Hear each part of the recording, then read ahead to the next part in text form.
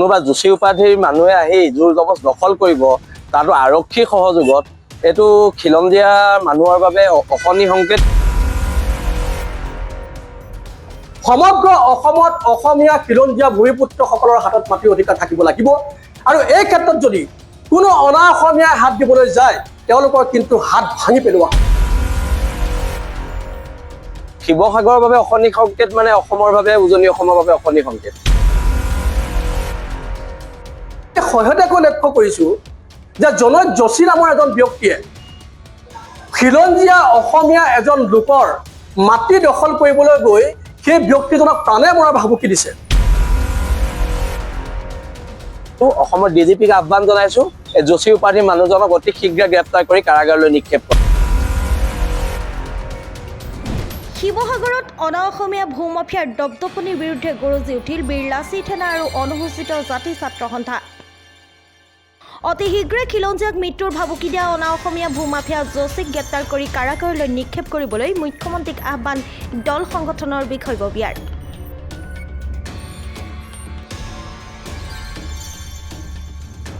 অসমীয়াৰ প্ৰতি ভাবুকি হৈ পৰিছে অনা অসমীয়া পুঁজিপতি ব্যৱসায়ীসকল। অতি শীঘ্ৰে প্ৰশাসনে বহিৰাগত গুণ্ডাৰূপী ব্যৱসায়ী যোশীক নাকি নলগালে বিপদত পৰিব খিলঞ্জীয়া অসমীয়াসকল। অসমত বাস কৰা খিলঞ্জীয়া মানুহৰ মাটি কাঢ়িব বিচৰা ঘটনাই চিন্তিত কৰি তুলিছে সচেতন নাগৰিকৰ লগতে দল সংগঠনক। শিৱসাগৰত শামছুৰ ৰহমানৰ দৰে খিলঞ্জীয়া মানুহৰ মাটি কোনোবা যোশী উপাধিৰ মানুহে আহি জোৰ জবজ দখল কৰিব, তাতো আৰক্ষী সহযোগত, এইটো খিলঞ্জীয়া মানুহৰ বাবে অশনি সংকেত, বিশেষকৈ শিৱসাগৰৰ বাবে অশনি সংকেত। আৰু শিৱসাগৰৰ বাবে অশনি সংকেত মানে অসমৰ বাবে, উজনি অসমৰ বাবে অশনি সংকেত। আৰু সেইকাৰণে এনেকুৱা ধৰণৰ কাৰ্য সহ্য কৰা নহ'ব। ইয়াৰ বিৰুদ্ধে তীব্ৰ গণতান্ত্ৰিক প্ৰতিবাদ হ'ব। আৰু আমি আৰক্ষীক আহ্বান জনাইছোঁ, অসমৰ ডিজিপিক আহ্বান জনাইছোঁ, এই যোশী উপাধিৰ মানুহজনক অতি শীঘ্ৰে গ্ৰেপ্তাৰ কৰি কাৰাগাৰলৈ নিক্ষেপ কৰক।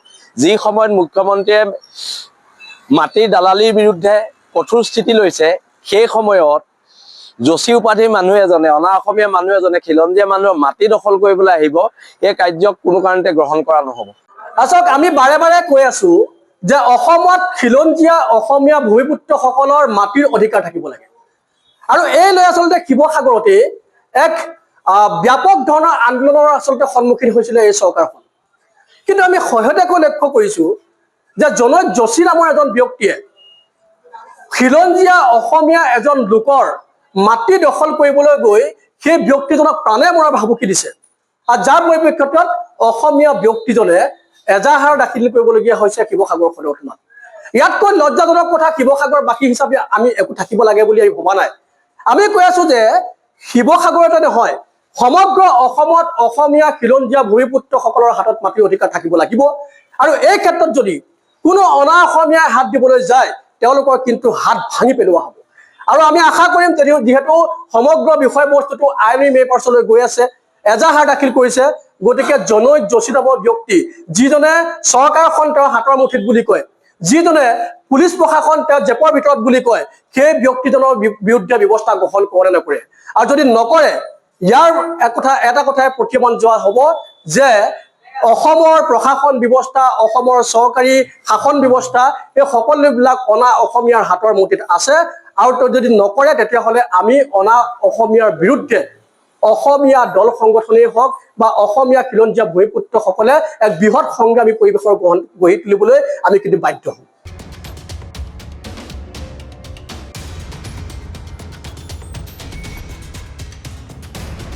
শিৱসাগৰৰ পৰা মুস্তাবিৰ আলী ৰিপৰ্ট, টাটা টাইম। অসমৰ সংবাদ জগতখনৰ বাবে এক সুখৰ খবৰ। আপোচবিহীন ৰাইজৰ কণ্ঠ সাপ্তাহিক কবচ পুনৰ এবাৰ অসমৰ ৰাইজৰ মাজলৈ। স্বত্বাধিকাৰী প্ৰণীতা কলিতাৰ দ্বাৰা প্ৰকাশিত আৰু আপোচবিহীন একাংশ নপুৰণি অভিজ্ঞতাপুষ্ট সাংবাদিকৰ দ্বাৰা প্ৰচাৰিত তথা eco printing press, Guwahati Katabari গড়চুকত মুদ্ৰিত সাপ্তাহিক কবচ এতিয়া অসমৰ বিভিন্ন প্ৰান্তত উপলব্ধ। আমাৰ ঠিকনা মুখ্য কাৰ্যালয় অসম ফৰেষ্ট স্কুল, হৰি মন্দিৰ পথ, গুৱাহাটী, আৰু উপ কাৰ্যালয় Kalita market, Bijoynagar, Kamrup, Assam. Mobile number হৈছে 9435114666 70024728813 আমাৰ ইমেইল আইডি হৈছে kobos2025@gmail.com